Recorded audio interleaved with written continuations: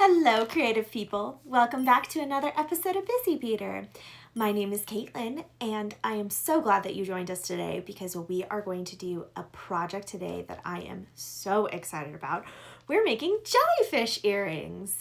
My sponsor, Fire Mountain Gems and Beads, has these amazing handmade glass cups that look like the tops of jellyfish, and that's what they're meant to be used for, and they are so gorgeous. So I got us a whole bunch of colors.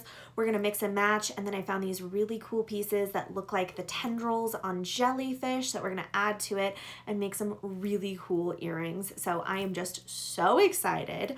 But before we jump in, don't forget to like, share, comment, and subscribe. That way you get to join me every week as we make wonderful things together. I get to show you new techniques, old techniques. Sometimes I'm showing you stuff and we're learning together. Sometimes it's things I've been doing for a long time, but I love getting to hear from you guys. If you put something in the comments, I do everything in my power to respond as quickly as I can because I love getting to build this community with all of you. So please be sure to do that and hit that notification bell. That way you know every time a new video comes out once a week. Now I can hardly wait to show you this craft because jellyfish are one of my favorite animals. So let's jump in today. Step 1. The first thing you have to do is gather all of your supplies and materials.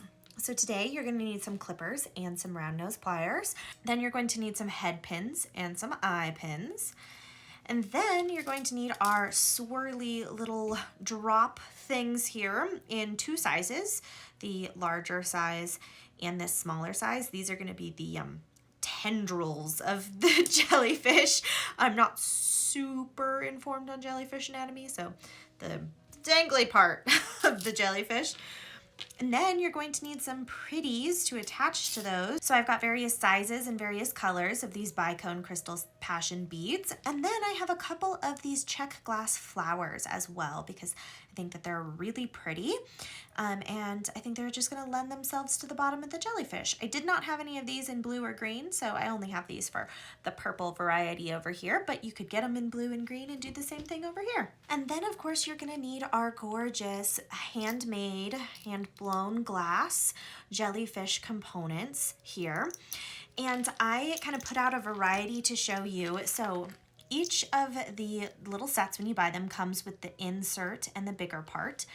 And so you can decide for yourself what you want your jellyfish to look like. I got a variety of colors because I thought that stacking the colors and having them be different looks really cool in these sets over here.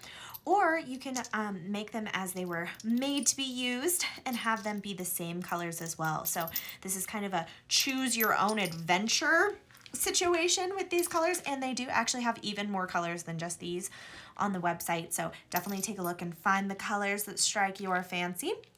But once you've gathered all of your supplies and materials, meet me back here and we'll get started. Step 2. So it will likely not come as a surprise to anyone that I really like this light pink and the light purple together. And I think that the stack of the light purple underneath the light pink is just so pretty. So that is what I'm going to do today. So I'm going to get these two here and set these other ones aside. These are going to be what we're working with. So the first thing that we are going to do is actually take care of our little tendrils because it will be very difficult to attach the tendrils to the eye pins once we put the eye pins through. So we're gonna do it, it seems backwards, but it's actually the way that makes the most sense. So you're gonna get a longer one and a shorter one. On this longer one, my thought is to use these little flowers, check glass flowers. So we're gonna grab a head pin and put that through one of our check glass flowers. And then we're going to make a loop like we always make a loop. So you're gonna go right above, make an angle, go ahead and clip off that excess. Then we're gonna go to the end. Oops, spinning around on me here. A lot of making jewelry is bead wrangling. All right, once you get it on the end here, you're gonna spin this back around in order to make our little loop here. And I'm just gonna go ahead and open that loop I just made and slide it through the loop on the tendril and gonna go ahead and close that securely, making sure that my connection is nice and secure so it won't fall off. And it looks like it got a little crooked somewhere in there, so I'm just gonna straighten it out a little bit. Very good, we have our first. And I'm going to mix and match my colors here. So I'm gonna do a purple one next, and I'm gonna do the exact same thing where I turn the little flower into a drop and attach it here. All right, now that my longer tendrils here are taken care of, I'm going to repeat that process with these little bicone crystal passions beads onto the short tendril in the exact same way. So that's going to be a head pin. My head pins are a little mangled, so just got to straighten them out before I use them. And you're going to slide your bicone crystal on and then turn that little guy into a drop. So going to go right above the crystal, making sure to leave enough space that you don't accidentally crack the crystal. And we're gonna cut off the excess, and you're gonna spin that back around, and it moved a little bit on me, so just gonna take a second to straighten that guy out. And then I'm going to open up, and I'm gonna put it, and I'm gonna match. I put the pink one on the longer one, so I'm going to put the pink one on the longer one here too, but you can do whatever suits your fancy. Now I'm gonna repeat that process for this second one here. Step 3. All right, there we go. Now we have our little tendrils. So we are going to take our eye pin here next, and we are going to open that eye pin up, and I am actually going to take these and kind of get them intertwined. There we go. And match up these openings here at the top. And now I'm going to take that eye pin that I already opened and slide it through both of those little loops there. And I'm going to flip it around so that I'm holding it the right way. And you're just going to grab your pliers and give that loop a close and just make sure that that's a secure connection.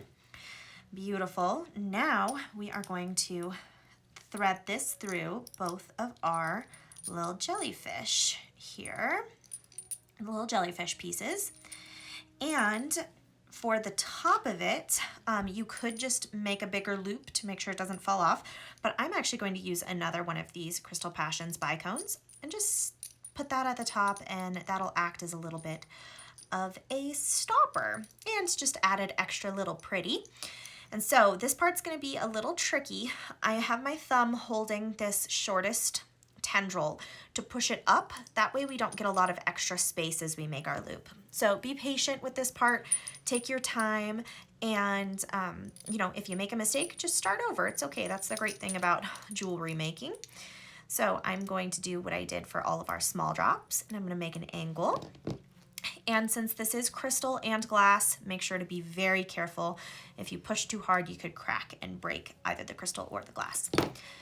Now that we have our 45 to 90 degree angle somewhere in there, we're going to clip off excess. And we're gonna go up here, and we're gonna do what we always do and spin that back around to make that loop. Then I'm just going to take a second to make sure that that loop looks nice and pretty, and it does. And now we have one last step, and I got so excited about the jellyfish, I forgot to mention it, but we need earring loops. Step 4. Here we go. We've got a beautiful basic pair of polished earring loops, and I chose silver to match my other findings. So what you're going to do is come over here and open up the loop on the bottom of the earring loop, and then we're going to slide that through the loop we made on the top of our jellyfish, and then we're going to give that loop a nice secure close. And there we have a gorgeous jellyfish, glass jellyfish. So you are going to repeat this entire process one more time for the second earring, and once you do that, meet me back here. And just like that, there you go. I went ahead and made the other color as well so you could see what that kind of looks like with the smaller gems all the way down as well. But I think that these are just absolutely darling. I hope you had so much fun and that you go buy your own colors and make your own gorgeous jellyfish. And there we go, just like that, a couple of minutes, and putting the right pieces together can create something as beautiful and magical as these jellyfish earring. Since they are made of glass, they also make that fun like tinkly noise, almost like wind chimes. And I put on these blue and green ones because I thought that they matched the color of my dress in kind of a contrasting colors way. But we focused on making this pair today, and my goodness, the pink and purple on these are just so beautiful, and I really am happy with the way that they came together.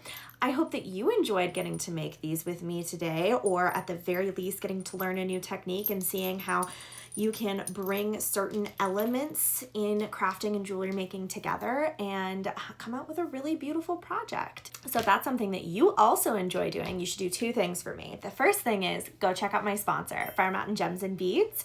They've got so much stuff. I guarantee you can find anything that you need to help kickstart your creativity and make something really wonderful.